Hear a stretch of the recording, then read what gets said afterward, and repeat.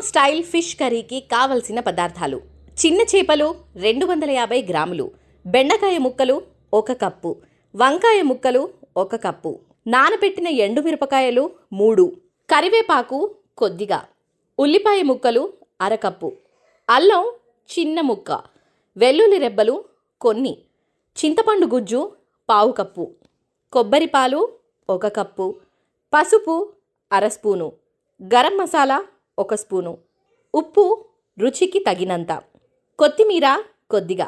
పినాంగ్ style fish curry తయారు చేసుకునే విధానం: ముందుగా స్టవ్ వెలిగించి పాన్ పెట్టుకొని నూనె వేసి వేడి చేసుకోవాలి.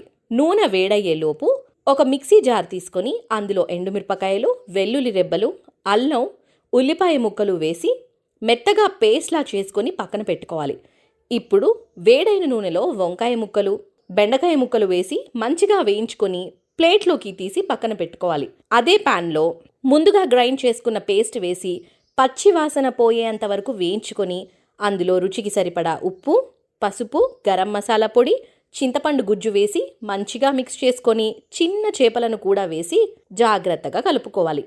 తరువాత కొబ్బరి పాలు, కొద్దిగా నీళ్లు, అలాగే వేయించి పెట్టుకున్న వెజిటబుల్స్, కొత్తిమీర, కరివేపాకు వేసి జాగ్రత్తగా కలిపి మూత పెట్టి కాసేపు ఉడికించుకొని స్టవ్ ఆపి సర్వింగ్ బౌల్లోకి తీసుకుంటే Malaysian special Penang style fish curry ready.